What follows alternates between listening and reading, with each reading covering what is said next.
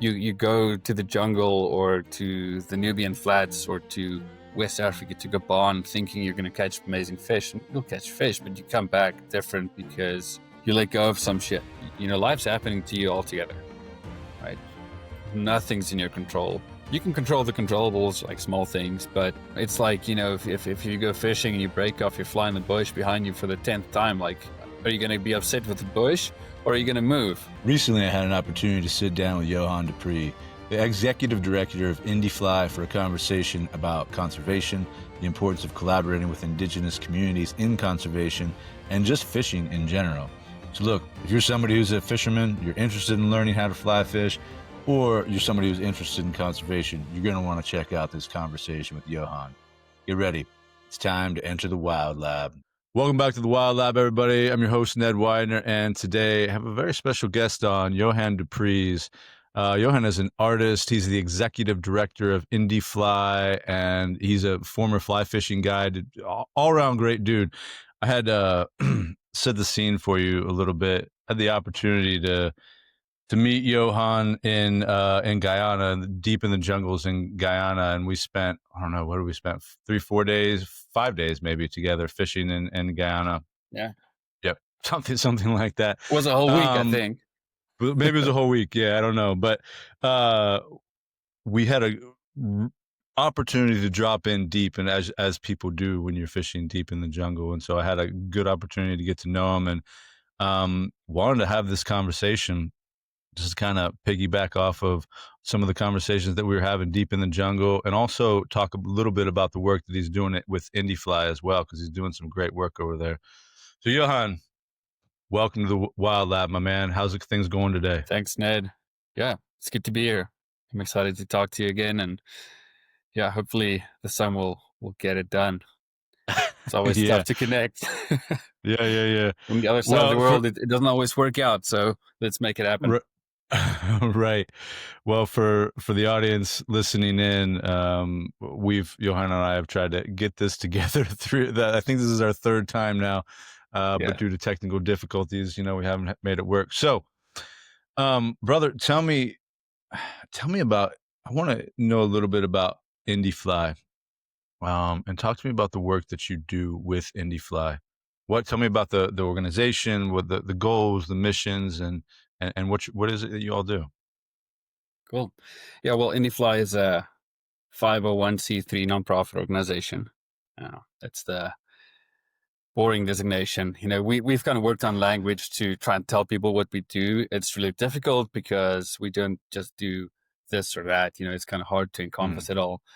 But we kind of finally boiled it down to this one-liner, this one sentence. And essentially what it is Indifly guides indigenous communities towards sustainable futures through fly fishing ecotourism.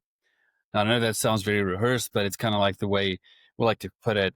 And that's like in a nutshell what we do. So if we unpack that, essentially what it is, we identify communities, indigenous communities all over the globe with a potential fishing product. So they're sitting on a great resource, but they don't necessarily know how to utilize it, how to monetize it, how to, without it being extractive, obviously, make the most of it.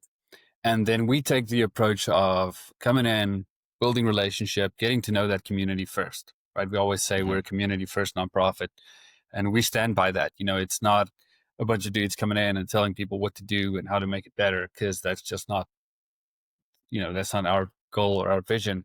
We want to get to know the community, spend time, and then you really get to know the issues, the underlying intricacy of the communities, what makes them tick, how does the culture work, how do we help them preserve that culture, how do we help them to keep that cultural identity. And then a long way down the line we start talking about this fishing product, and we introduce fly fishing to them, and we use fly fishing as the tool because it's got a very low environmental impact with a very high yield. You're talking about a fishing trip. Most of your international fly fishing travel, it's going to be $8,000 US or more. So that kind of sets the bar high for return on investment without actually being negatively impacting the environment. So that's why fly fishing is just a great way to do this. And then from there, it's always a conversation about conservation. And Hmm. the amazing thing is that we hardly ever have that conversation about conservation because it happens organically. Once people see the economic incentive of keeping fish healthy and alive and see how they can monetize that without being detrimental to the environment, that conservation piece kind of takes care of itself. Yeah. We obviously do have a science team and we have people working hard to get the data, it's quantifiable, it's justifiable what we do, and it's defensible in the end of the day. So there's Hmm. that. And then it obviously boils over into, or spills over into stewardship, which is one of the big things that we're focusing on. It's not just being good for the environment today. We want to build future leaders. So we focus on youth programs. We put a lot of work into raising youth that are actually excited about being outside. You don't have to be a scientist or a conservationist or a fly fishing guide. You just need to love the outdoors, and you're going to play your part, whether it's Hmm. working at the lodge or folding laundry or cooking or cleaning or driving a boat or being a guide. So um, all in all, what we try and do is create a bridge to sustainability, and that bridge is fly fishing, and it's got so many beautiful spin-offs. Economical incentive.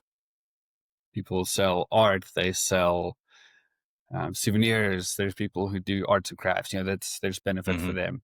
There's somebody who sells vegetables out of the village. That guy benefits. There's Yeah. somebody shuttling people back and forth. There's a pilot flying people in and out of the jungle. So there's always more to it than just the fishing. Yeah. Yeah. No, I love that, man. A bridge to sustainability. You're talking about conservation. You're talking about stewardship.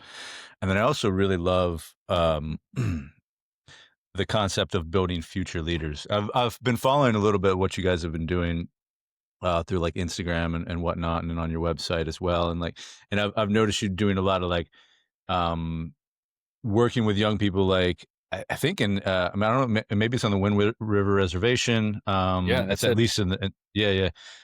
And I think it's just really, really cool, man. Um, I want to so go back to like when we met because I think it's really interesting. And maybe you can tell us a little bit more about the work that you're doing through IndieFly, through by talking about REWA. Yeah. So, for folks who don't know, well, tell folks a little bit about REWA Eco Village Lodge, right? Isn't that what it's called? Rewa Eco Lodge. Yeah. REWA Eco Lodge, So yeah. the Rewa Eco Lodge is a special program. It's the Hmm. program out of which Indifly was born. Hmm. This is like 14 years ago. I mean, officially we're only in existence for 11 years, but take back about 14 years ago, that's when the first introduction was made. Hmm. And to understand the Rewa Eco Lodge, you got to understand the community, right? So the Amerindian community, the Makushi tribe who live there, used to hunt and harvest arapaima, shoot them with bows and arrows. When the water would drop in the dry season, they would harvest them Hmm. and they would sell these fish for the scales. They got these beautiful, big scales, like armor-like scales with red markings on Hmm. them. They get a pretty price for them in Brazil. And also the meat. I mean, it's a gigantic fish, grows up to 400 pounds. So there's a lot of meat there. So obviously people would just like harvest these fish and take them out and take them out. And it was about in 2005 when Conservation International intervened. And I'm not exactly sure how that conversation went, but Hmm. they got involved and they helped the communities to set up this eco lodge. And initially, the eco lodge was just about birding and doing wildlife tours. And they looked at the otters and the anacondas and the peccaries and all these things. And eventually, the community were like, "Whoa! Like we are killing the arapaima to the brink of extinction. This Hmm. ecosystem is going to collapse. We're taking out keystone species." And then this village by themselves decided to stop doing that. They Hmm. took it on themselves to protect and preserve these fish, and now it's illegal to hunt arapaima. The motion's Hmm. been passed. You can only fish with a line and a hook, and it's all catch and release fishing. You're not In the allowed to kill country, them you mean? in the country now. Yeah, Okay. it's like Wow. in the Okay. government gazette says you can catch arapaima by these Right. means, and it's catch and release, which is beautiful. It's like a full flip from harvesting fish to saving fish. And there's this beautiful story. There was a drought, I think it was in 2013 or something, and the ponds dropped during the dry season. So the arapaima gets stuck in the oxbow lakes in the jungle, when the high water comes up, they push into the ponds, they go feed and they spawn and do all their things. And as the water drops, they kind of get trapped in there. Mm-hmm. And then one year the water was so low that these fish were kind of like just snaking around in the mud, and they're going to die. So the community literally dragged canoes through the jungle to these ponds, caught the fish, put them into the canoe with water, dragged them to the river, and put them in. Wow. That's how far this community goes to save these fish now. It's no Wow. longer like back in the day, they'd be like, oh yeah, it's a feast. Let the village go wild and eat as many arapaima as we can. Now it's like, hey, let's save this fish because we see the value. And that's fast forward a couple of years. I interrupt you just for a second, but I mean, that's crazy thinking about that, because some of those fish are 200 pounds, right? 100, 200 pounds. These are huge fish, and you're talking upwards of that, right? And you're talking about like dragging them through the mud in a canoe. I mean, that takes a lot of effort, brother. Yeah. It takes a lot of people. Yeah. Yeah. It takes a village, sure. I mean, it's cliche, but we keep saying it. It takes a village. And we'll get into that in a minute, just to put it in perspective why this program works. The amount of people it takes to take people fishing. But if you fast forward, Indifly got involved, and we saw the potential. And I say we, I mean the founders of Indifly saw the potential to set up an ecotourism operation, a fly fishing driven ecotourism operation with this community, and they were receptive. Like, hey, well, I don't think you're going to catch this giant fish on a fly rod. They still keep talking about it to this day. Like, they thought these rods were going to break, and they do break. But they just thought it wasn't possible. And I spoke to Vivian, one of the guides, the other day, and he's like, dude, like, still the most incredible moment of my life was watching that rod bend and bend and bend. He thought it was going to snap, and then they landed this fish. It was like a pivotal moment, right? When you see what's possible with a fly rod. And today it's one of the flagship programs for Indifly. It's a successful fishing lodge.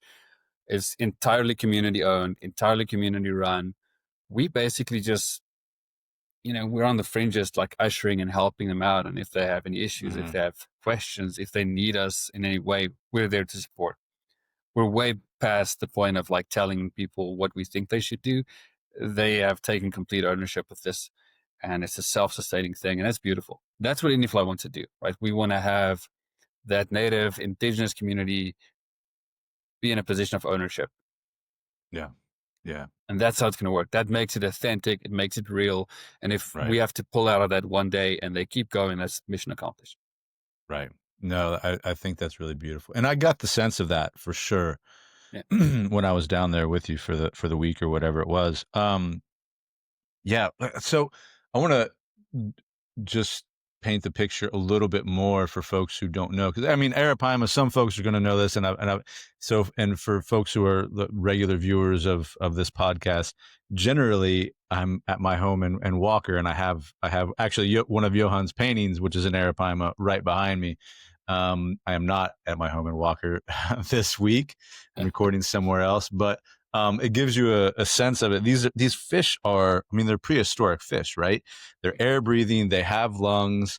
And then one of the things that you told me that I repeat this to everybody that I tell this story about, is just so amazing to me, is that the babies with the mothers, right? They have these creases in their head, right? And the mothers produce colostrum, and the babies, I don't know, you can correct me if I'm wrong, but the babies swim around the mother's head for like a month or so. While the mother excretes colostrum, and the babies are pecking little colostrum out of the little creases, which is just wild to me. These are fish. Yeah, and it's amazing. You'll see this little pod of baby fish on the surface, like little fingers popping up, and that's like the baby arapaima. And then if you look underneath it, you'll see this gigantic black shape, and it's usually the males actually that sit with the babies. Also didn't know that. And yeah, they feed off the head, and it's safe, obviously, for them. If any predator comes by, that big thing's just going to suck it in. So it's like the perfect defense mechanism. And you'd think like these fish are vulnerable, sitting on top, on the surface with the parent, and it's a totally safe situation for them. The other crazy thing about arapaima is that obviously, it starts off as like a little baby, as a fry, I guess. But in the first year, it grows 80 centimeters. Now that is, I think, 36 inches, 30 plus inches. That's a lot of growth in a single year. And then from Yeah. there on, it slows down a little bit. So we have these catch records. All the fish we catch are pit tagged Hmm. and measured in length and girth. And you saw this firsthand, there's like a massive science effort behind these fish to understand how much they grow. And in recent years, we've been recapturing some of these fish. And that's kind of Hmm. painting the picture for us. Like they obviously start growing super fast. And then each year after that, it kind of slows down and slows down and slows down. So now we kind of know that a fish that's sitting at like 80 inches, which is a gigantic, enormous fish, Mm. is upwards of 16 years. So Oh, it's wow. incredible to think like the first year it grows like 36 inches and then it just slows down and we kind of get the picture. We still actually need to put the graph together and it's going Uh-huh. to be incredible science. We still need to catch a few fish within that curve to kind of paint the picture completely, but we're getting Yeah. close. Right on. So, I mean, do you know how long, but you've done a lot of science. Do you know how long these fish live? 16 years seems like a long time. Do they live longer than that, or that's sort of the I end think, of it? look, we, from what we've sort of like the trajectory we've pinned down, it's about 16, Hmm. 18 years, I think. And then you obviously get fish that get up to 90 inches and 100 inches. I spoke to a kid who's from the village next door, and he was talking about this one fish they caught. It was like over 400 pounds. Oh, And I wow. forget the Crazy. exact length, but it was like a 90 plus, close to 100-inch fish. And that's gigantic. When that fish has got to be Enormous. somewhere around 20 years old. Wow. So obviously, in ideal Wow. conditions, you still get these fish to survive. If you think about it, they start harvesting those fish about, it's now about 26, 27, 28 years back. Hmm. Oh, These are wow. fish post Yeah.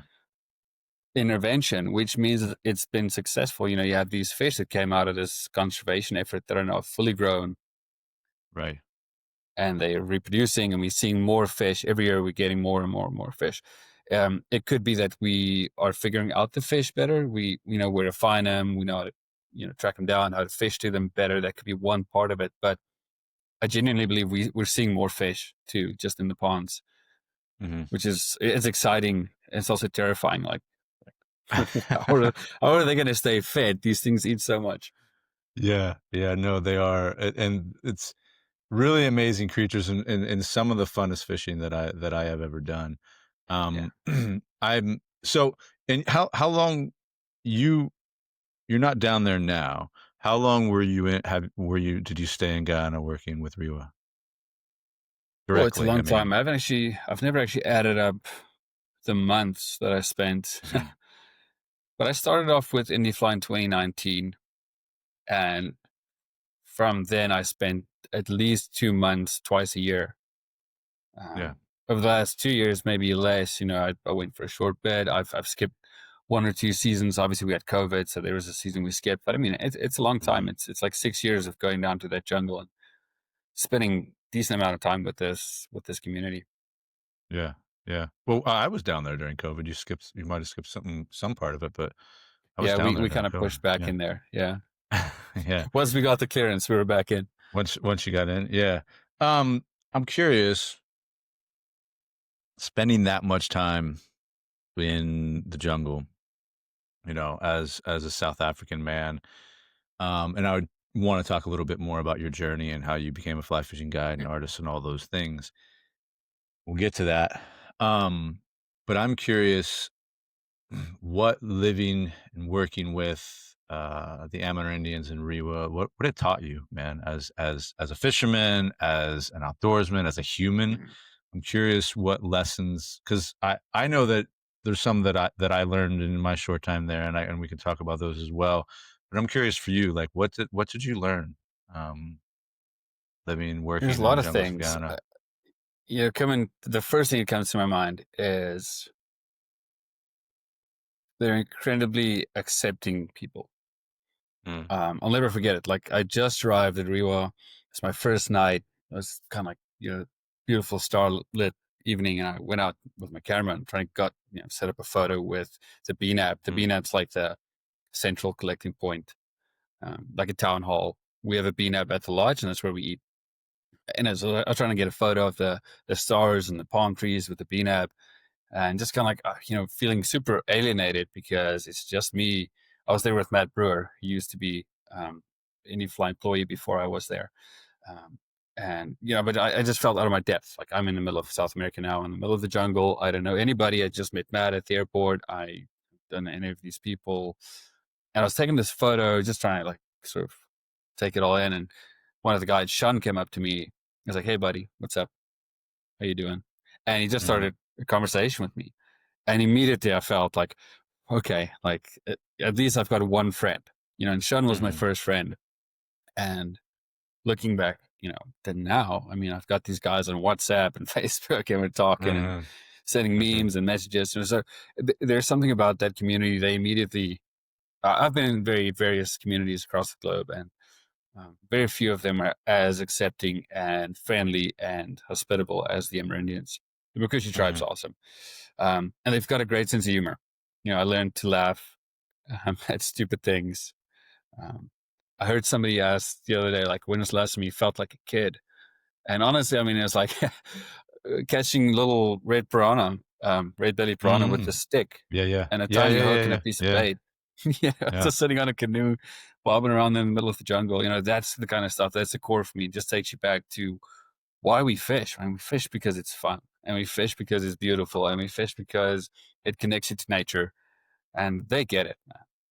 yeah, They just get it. So yeah, those are two things. I think just hospitality, being friendly, laughing at yourself, and yeah, being able to immerse in nature. yeah, And they do this like naturally. It didn't come natural to me, and now I'm walking barefoot in the jungle and you know yeah. hunted pigs with them.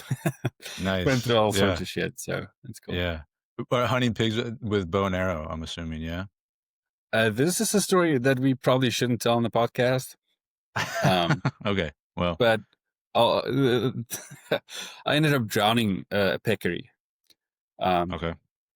yeah, because they shot them with bows and arrows, and the pigs ended up in the river, and then it was like a whole thing. And Uh-huh. Rovan, who's the head guide, he went out with me. He's like, "Hey man, you got to drown that pig." I'm like, "What do you mean?" He's like, "No, we got to eat. We're building the lodge. We're constructing Mhm. the fly camp at Oh, Riverburst, and the it's just me and like nine upriver. Amerindian people." Yeah, and he's like, "Yeah, that's the one. You got to grab it." And I was like, "What do you mean?" He's like, "No, you got to grab that pig and keep it for dinner." Yeah, it turned into one hell of a dog show, but uh, we'll talk about it some other time. Yeah, yeah, no worries. Um, I'm one of the things you said is why we fish. We fish to, immerse ourselves in nature, and we fish to Yeah, um I'm curious about your journey as a fisherman, right? Like what got you into it, and what it is. I mean, because I'm assuming it's taught you a lot. I mean, because it's really defined your life in a lot of ways. I mean, it in has. at least Yeah, parts of it, right? So tell me a little bit about just your journey as a fisherman. What got you into it, and what it yeah, has taught you as a human. yeah. It's funny, nobody in my family fishes. I didn't know that. Nobody, nobody's interested in it, and I kind of got this thing, like it's like a little tick tick tick, and I had Mm, to satisfy it. And eventually, my uncle took me fishing and hooked and lost a little trout, and I was like, oh, there's like that electric feel. hmm Um, and then I got to high school where there was a fly fishing club. I was like, oh, that's really cool. I want to get into this fly fishing club.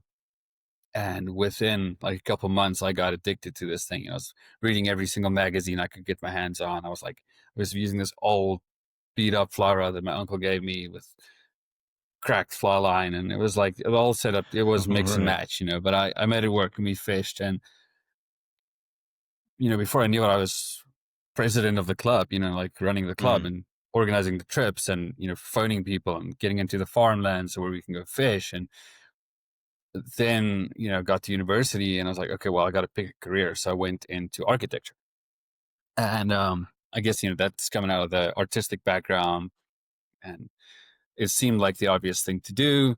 Studied architecture, and eventually, I think it was in my honors year, fourth year of architecture, I was like, I don't want to do this.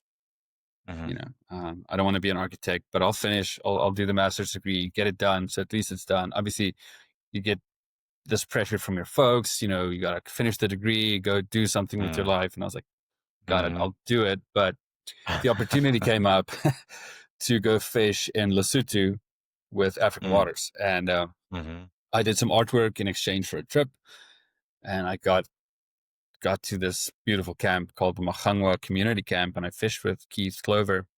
And I said to him, sort of like, by the way, when I'm done studying, I'd love to do, at least a year of guiding to see what it's like. And I Mm-hmm. didn't think I'd hear from him. Usually, you have to go through a formal application, give him a resume, whatever. A couple of months later, I get a message like, "Hey, do you still want to come guide?" I was like, Mm-hmm. "Yeah, I'm just handing in my master's degree, my dissertation, and presenting, and then I'm there." It's like I literally handed Mm-hmm. in, finished up, and I drove to Lesotho and started guiding. And from there, I guided for 3.5, almost 4 years for African waters in Lesotho, Botswana, Orange River in South Africa, Sudan, which is wild, Tanzania Mm-hmm. for tiger fish, and just kind of got to see the whole African continent through that. And it was in Tanzania when I first met Oliver White. So for those who don't know Oliver White, he's one of the big names in the fly fishing industry. He currently owns and runs South Fork Lodge in Idaho. And he approached me and said, "Hey man, you want to come work for me?" I was like, "Yeah, I'll think about it. I love what I do, but yeah." Long story short, what he wanted me to do didn't work out, and then he was like, "Hey man, this Indifly thing," and it was like perfect. Sometimes things work out in a completely different way that you expect it to, but it's the perfect route. Yeah. So the Yeah. Indifly Yeah. For opportunity sure. came at a junction. I just quit my job with African Waters, kind of like went all in to try and do something new, and Indifly came along, and that's when I met Matt Schilling, who was the previous executive director of Indifly. Went to Guyana, and yeah, 6 years down the line, it's my baby. Mm-hmm. Running Indifly, learning a lot of things. This year has been a big learning curve. So Mm-hmm. yeah, it's been a long journey with a lot of lessons, expensive lessons, and um, I'm happy for every one of them. Yeah. I mean, that's beautiful. I don't think I realized. I don't think I realized that how deep into the academic work that you got, and I'm curious. What was it? I mean, just because I'm someone I PhD, I'm a college professor and all the things, but I also, for me, there's a massive disconnect between that world and the world that I Yeah. do with Walker School of the Wild, and that's my passion and love. Um, I'm curious, what was it about architecture? Because you love art, you love those things, but like, Mhm. why? What part of you wasn't it fulfilling? It's that sense that I'm stuck in an office Yeah. drawing plans for rich people, and that pays the bills. It's a great thing. I mean, I love it. I love the creative process. I love the design part of it. But I would lose my mind if somebody would keep telling me, "Oh, I want move this here, move that there. Can we do this? Can we do that?" And I love working with people. Hmm. Absolutely love Clearly. people, but in a certain sense, I don't want to deal with their bullshit. And I think Hmm. architecture is riddled with that. We get the idea. You pick up a beautiful architecture book, and you see all the beautiful buildings. You think, I'm gonna be that architect. I'm gonna do all these, and then you find yourself constrained with the real world. It's Hmm. not that. It's all contractual, and it's a beautiful discipline. I think it's awesome to do architecture. I still love that part of it. I love sketching buildings, and I've got friends who are architects, and we share office space, and I often like just consult, just like peek in, or oh, we should try this, try that, oh, how about this, Right. and I love doing Yeah. that, but I don't want to be an architect at the end of the day. Um, Hmm. I think it was an obvious thing to do. Coming out of school, you have your careers, you're like doctor, engineer, architect, this and this and this. So it was one of those perfect career choices, but Hmm. it just didn't fit. Like I needed to get out. I needed to be outside and go explore and play, like go fish and see the world. Uh, And, in a very short time, I mean, like in a decade of pursuing fly fishing as a career, and I have lived lifetimes over Hmm. in Yeah. experiences and seeing things, and spending time with people like you in the jungle was like, those are some of the highlights of my fly fishing career. Not necessarily the fish that I've caught. It's Right. conversations in the middle of the jungle with you, talking about life journeys and things that happen, Hmm. and those are the cool Hmm. things that people don't understand, and money can't buy it. Yeah. Absolutely. No, I mean, fishing has taught me a lot. I mean, it has Mm.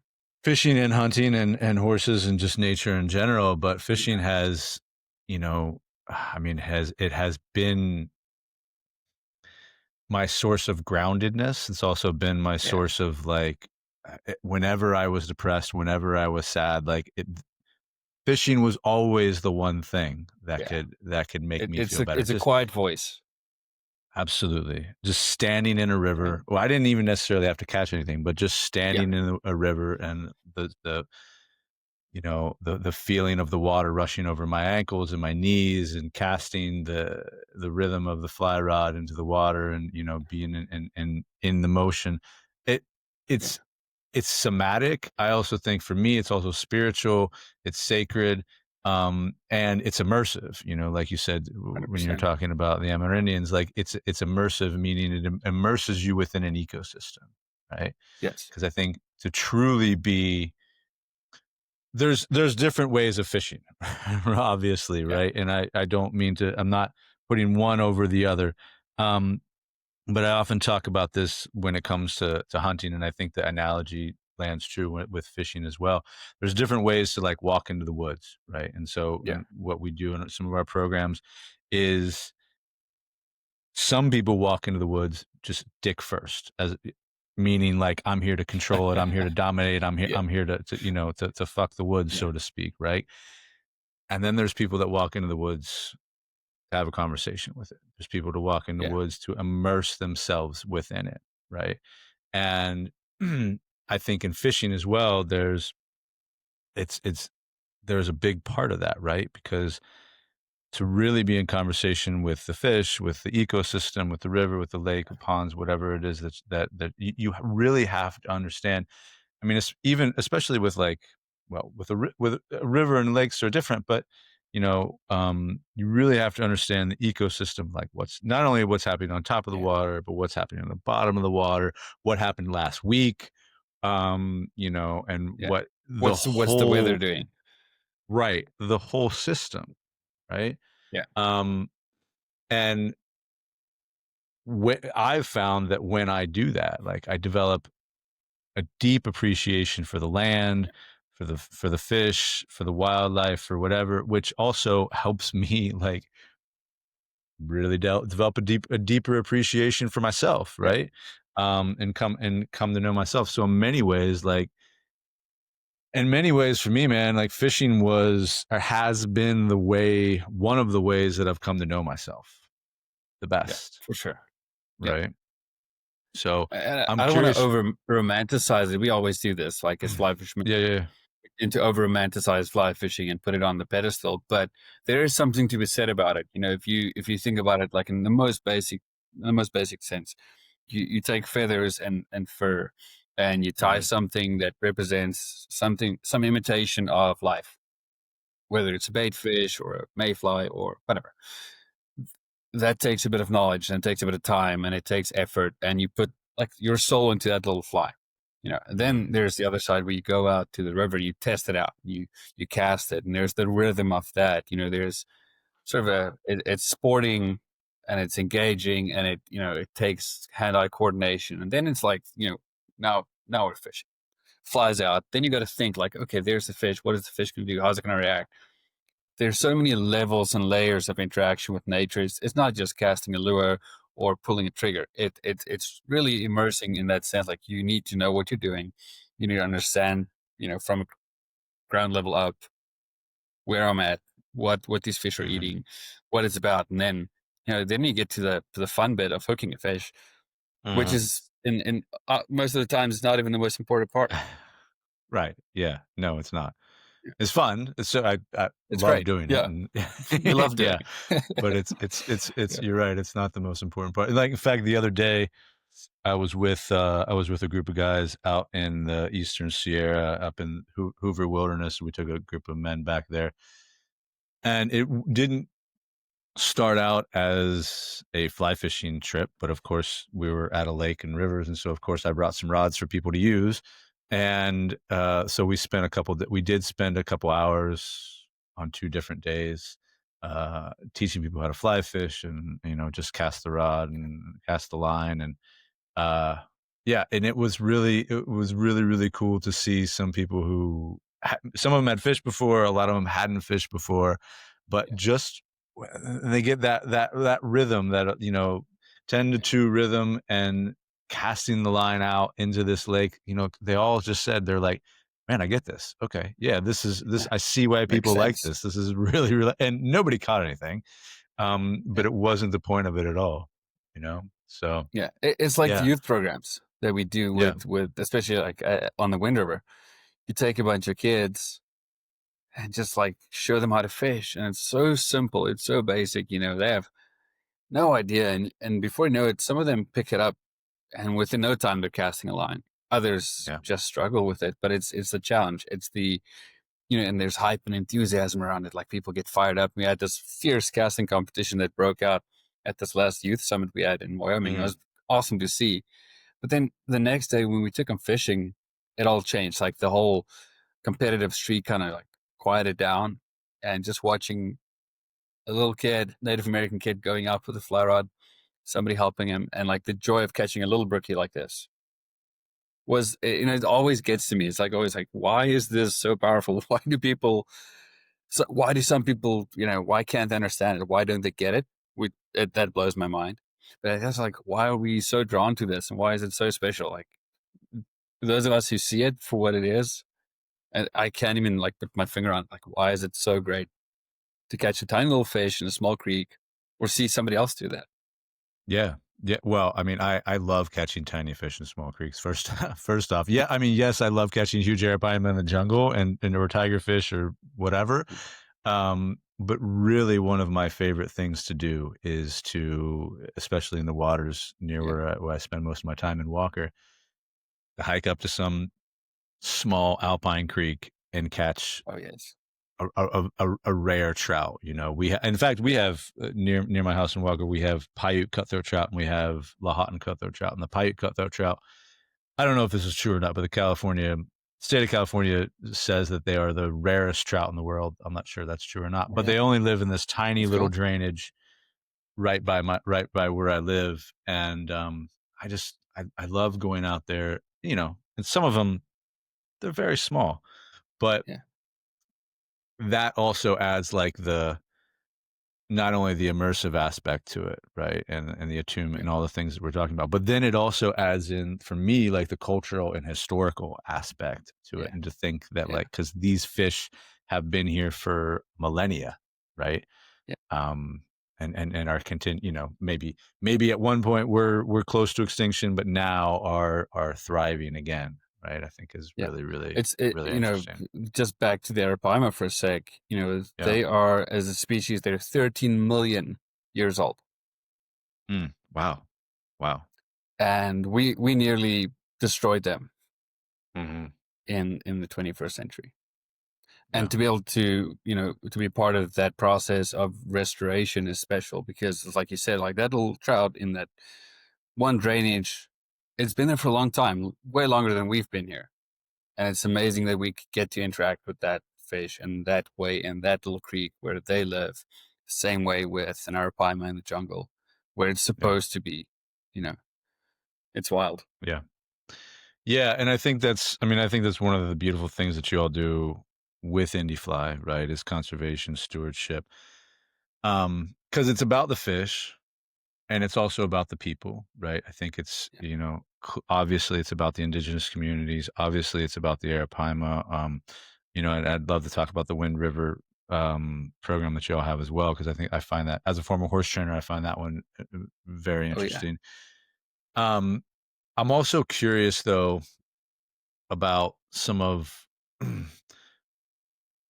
as a guide, as someone who has sat in, or stood in rivers and sat in boats with people for a very long time now. Um, what have you seen it do for the guests, for the people that have come, the transformations that they've had? Well, I don't know if you could talk a little Yeah. bit about that. Yeah. Sure. I mean, we've touched on this, and I think on a personal level, we've also Yeah. experienced it. Sharing profound deep, intimate parts of our lives with somebody you just met. It's crazy, isn't it? Hmm. Like we we met in the jungle, and you know, handshake at the airstrip in the jungle. Okay, let's go. And yet 2, 3 Hmm. days in, we're telling each other things that we don't tell anybody else. Right. And it's Yeah. amazing, because I think there's, you shed some layers when you're fishing. Mm. And we've talked about this. Like, I think a skiff or a boat or waiting next to somebody, being a guide, it's like, being in a confessional with somebody. And Hmm. we've used this before, it's like, it really is like that. Some people just feel the need sometimes to get something off their chest and they don't know who else to talk to. And here you are with a random South African fishing guide in the middle of nowhere, in Tanzania or in Sudan on Hmm. flat. And you're like, oh, I kind of feel like sharing this, and people do share Hmm. amazing things. I think that's one part of fly fishing that is so incredibly underrated. Like, and you mentioned it before, it's like, it's a healing space, honestly. Like, Hmm. Yeah. you go to the jungle or to the Nubian flats or to West Africa, to Gabon, thinking you're going to catch amazing fish, and you'll catch fish, but you come back different because Right. you let go of some shit. You let go of things that are burdens, and you forget about it. Even if you just forget about it for a week, yeah, you got to Hmm. go back to that life, but you change perspective and you think about things differently. And I think that's super powerful, above and Yeah. beyond all the cool things in conservation and, helping communities. There's a personal aspect to it too. I think that people who come and fish in these places go home enriched and better. You know, Yeah. Yeah. Absolutely. And for me, I think it's about connection, right? And yeah, I do love the skiff as a confessional. That analogy or that yeah, metaphor, I think yeah, is really really apt. I'll share this story of it, and I think I've shared it with other people on this podcast, but I'll share it again because I think it's important. It's and it's actually I'm currently writing a memoir, and it's a story that's in there. But when we were fishing together, right, I was with you, and my dad was down there with us fishing as well, and they said, like, I think you said it was for a week, and so I think for the first, I don't know, I think it was like the first 3 days that we were actively fishing. Um, I was actually catching some fish. I would catch a fish, usually pretty early yeah, on in the morning or whatever, and then we'd switch, and my dad would fish, and he was not as successful, at least with catching a fish, and really struggling to cast, right? Really struggling to yeah, cast the big rods because you're talking about large fish, and he hadn't done a whole lot of that, and it's also very different types of fishing the Arapaima is for than it is for, say, for trout or bass or things like that. It's yeah. it's Way different. much slower, much more requires much more patience, I think, than Anticipation too, and yeah, or that as well. you have to think way ahead because you're fishing to bubbles coming up here. It doesn't mean the Right, fish is here. It means the fish is moving that way. So into right. black water, you don't know where to fish. It's different. Yeah, it's very, very Yeah, different. And I think for him, I think it caused a lot of frustration, right? And I yeah, think, just not, and I don't know what was necessarily going on in his head, but I can imagine, not being able to cast the rod, not being able to catch fish, and I'm catching some fish, and like, oh man, I'm all the way down here, 3 days deep back into the jungle, and mhm, like this, I'm just frustrated, and I think you came to me on the third day or whatever and was like, "Hey, we're gonna split you guys up into a different boat, and you will fish separately because you're not, you're talking to me. You're not getting an opportunity to fish all that much, and your dad yeah, is frustrated, And so we did, and we went to it was called Blackwater Pond. I think it was the name it's of it. I don't maybe not Randy Pond. Randy Pond. Yeah, it was a deep, deep, Yeah, dark, blackish pond black where the water fish were pond. were Yeah, really red. Yeah, yeah, yeah. yeah, that's it. Um, and yeah, we're fishing in this pond, and you know, like I said, my dad the previous days was, there was a time where he like just visibly like put down his rod and was, I can't do this anymore. I'm like just so Yeah, frustrated. Like I yeah, literally can't do it anymore. exhausted, and Yeah, it's also a mental game. Once you for start losing sure. it, take a minute. Yeah. Yeah. And so but then and then that was the day before, and then on that fourth day or whatever it was, like we're fishing in this Randy Pond, and you and I are in a boat, and then my dad is in a boat separately, I think, with Roven, who's one of the lead guides Mhm. right down there Yeah, in Rewa, Rowan. and who's really also just a really, I didn't get it, I didn't have long chats with him, but a really great dude, from the Oh time yeah, that we did talk. yeah. Rowan's a rock star. Um, yeah. Um, but when we're fishing, and then we all look over and watch my dad, who had struggled to get a loop out, struggled to get a line out, and then like within, I don't know, half an hour, his line Yeah, is just flying shooting. out there, Yeah, right? And we're like, we all look at each other and like, oh wow, like he's actually fishing, he's getting it, yeah. you know? He's getting it. Yeah, Yeah. And then it wasn't much longer than that, maybe another half an hour later or whatever, like he hooks onto a fish and he gets yeah, that one in. And then later in the day, he hooks onto another fish and he gets that one in, yeah, right? And he was so happy after that, right? And he was like, just felt he was, and I think he felt proud, not because the fact that he caught fish, right? But I think the fact that he was so frustrated before, he was so disgusted before, and like near like exhaustion and quitting and all of these things, but persevering and with yeah, resilience and working through all the whatever was going on with him, working through all of that to to because you can't cast a fly rod if you're angry, you can't cast a fly rod if you're disgusted. One of those things, right, that, and this, yeah. like oftentimes the And answer somehow the is fish do know. less. They also Right? know. Somehow they Like do. Yeah, you can be angry they and do. still get a cast out, but they're not going to eat it. It's crazy. It is really Yeah, weird. they Yeah. they know what's going on.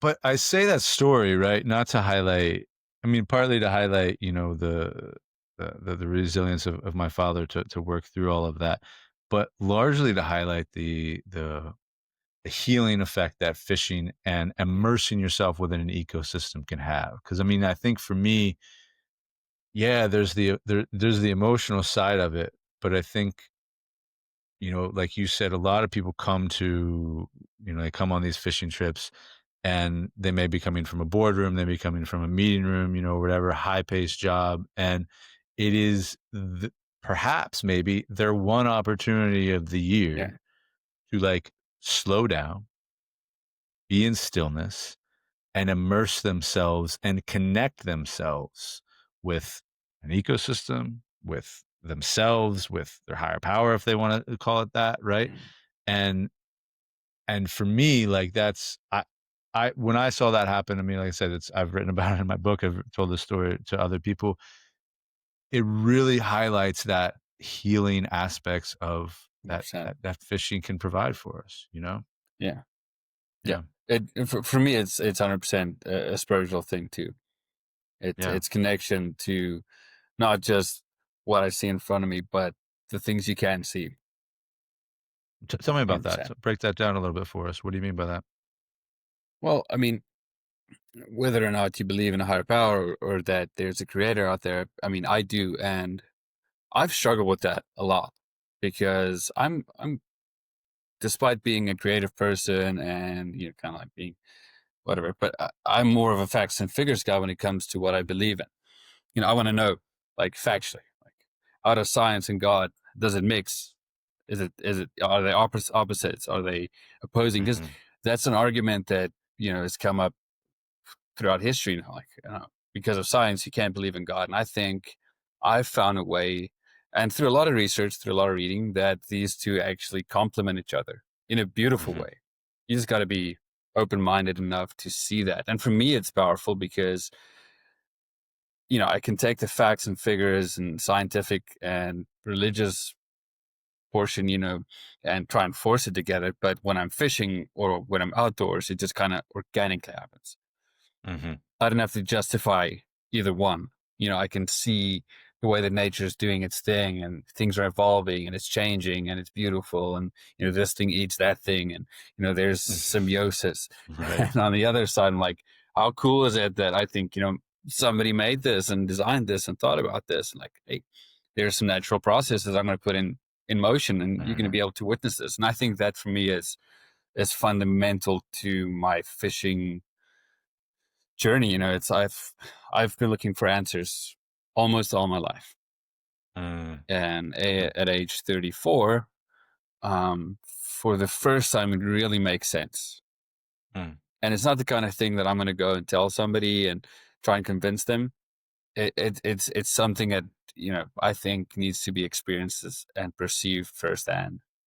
And it's mhm, okay if you don't. Like for me, it's super real, mhm, and that's a very powerful thing I think in fishing that I've seen. It's again the confessional thing. Like I also tend to do that. Like okay, I need to let go of certain things, and I do that when I fish. mhm. And it's a spiritual process. It's not a physical process. So there's these two things always go hand in hand for me. So, no, I love that. You're letting go of things when you fish. Do you do that? Is that obviously it's a subconscious thing, but are you doing that on a conscious level as well? Is that something that you go in with an intention maybe for a day? I'm curious. I've Just never the way you said actually, it. yeah, I mean, I've never actually gone fishing to let go of things or to deal with trauma, Mhm, but you always do though. I always do. When I yeah. fish, I sometimes get frustrated when fishing because I want to achieve this or I want to catch this fish. I want to, Mm, and you fuck things up and you get frustrated and that happens too.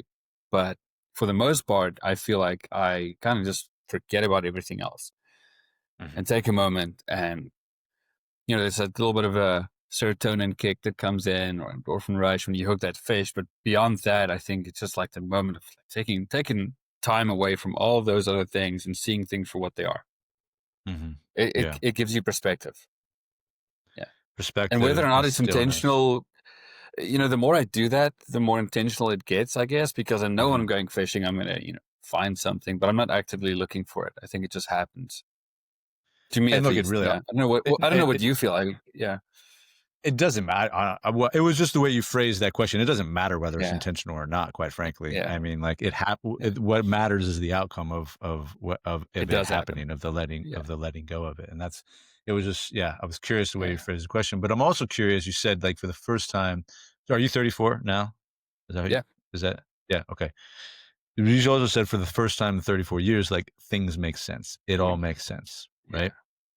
Uh, is were the outdoors and fishing, were they a part of helping? And Yeah. I'm assuming when you say things make sense, you mean like with your belief in a higher power, or your spirituality. Have your experiences in the outdoors and with fishing, have they been a part of that, or I contributed to think that so. making sense? Yeah. Yeah. If you take this year, 2025, it's been, I think, a pivotal year in my life. Okay. There are a lot of, crossroads and junctions that, got me to where I'm today. But this year felt like, oh, I need to put on my big boy pants because now I'm running this Mhm, nonprofit that I'm really passionate about. And I do believe in the mission. I genuinely believe in what we do. I've seen it mhm, firsthand. It's successful. And a lot of people also depend on us in that sense. Like, mhm, there are communities and people that rely on us to be a successful nonprofit. So there's this immediately a layer of pressure that came up and mhm. new responsibilities. I had to learn how to, and I'm still learning. I mean, I don't know shit about running nonprofits, but I'm learning about it. I'm a foot Yeah. soldier, and I'm good with, being in the woods with people and talking and, Mhm, doing all that stuff, building lodges. And, um, but so that's one part of it, big year, a lot of things changed in my life. A lot of things fell mhm, apart in my life. A lot of things that I had control over suddenly became something that I had no control over. And, mhm, that's why I'm saying, like, at 34, where I'm at now, like I turned 34 last week, and it was mm, like, okay, I'm not, not that it was like a critical moment, but just during this year, I think all of a sudden I learned to respect the fact that nothing's in your control.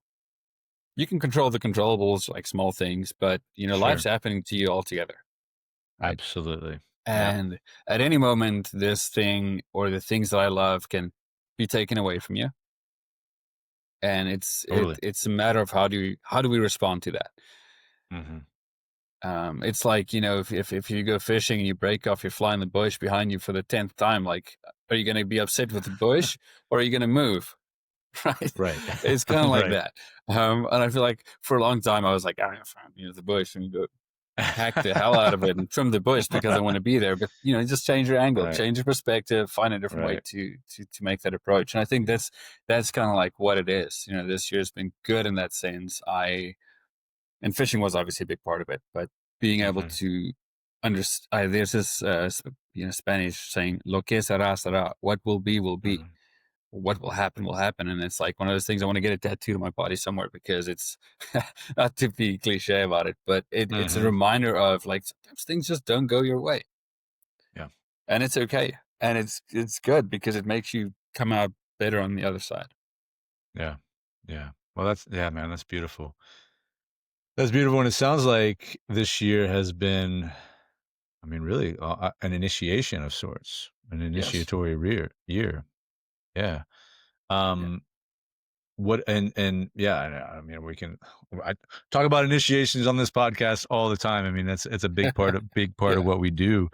Um, well, I'm curious, man. I want to be mindful of your time and all those things, but I'm curious Mhm. if you want to go back to Indifly a little bit and Yeah, just give you an for sure. opportunity to talk a little bit about what you're most excited about, like what with Yeah. Indifly, maybe on a personal level, on a programmatic level, like what Yeah. things you're excited about that you are doing, or perhaps that you hope to do in the future.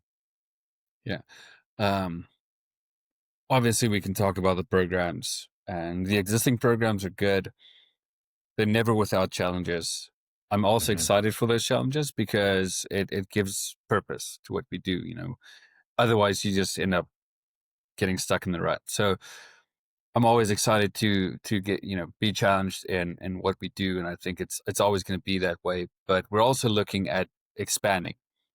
Mm, This year was kind of like, just let's steer the ship and make sure everything's okay.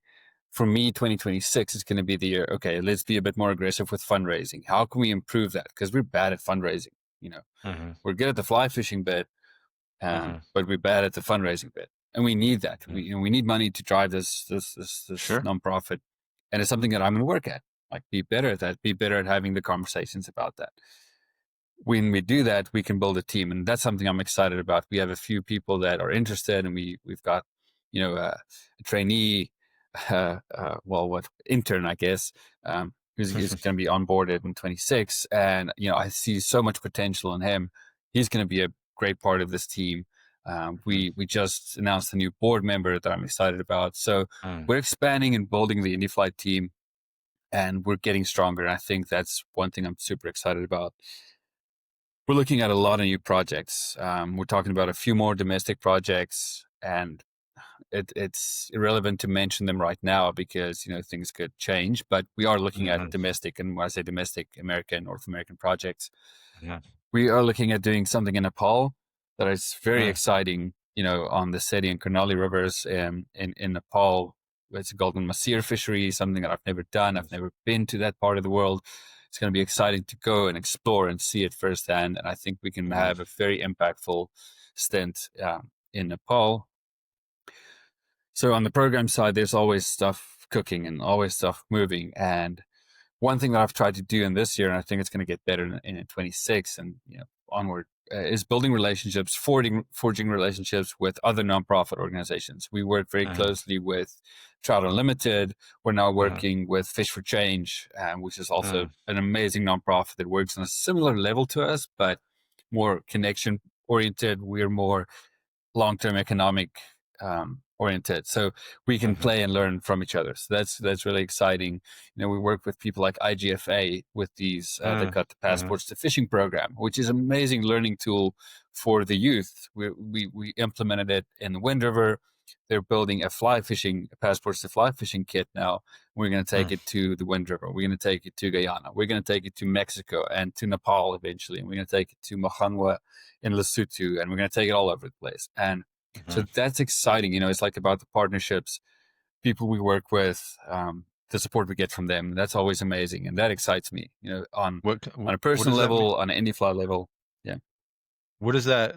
What is the passports to fly? What does that mean? What is that So package? what IGFA does, they have this little box, and it's called Passports to Fishing program. It comes with a Mhm, few spinning rods and little reels and setups, and mm, in it's like I think I have like 5 or 6 stations. One's conservation, one's knots, one's stewardship, one is this and this. And it basically runs you through the entire thing. If somebody's never picked up a fishing rod in their life, they can go to that and learn something about fishing, or learn how to tie the knot. What is this? What does that imitate? So we're now working on the fly fishing portion of it, which is passports to fly fishing, which is specifically Gotcha. dialed in for fly fishing. So you're going to pick up a fly rod for the first time in your life, and we're going to show you how to cast it.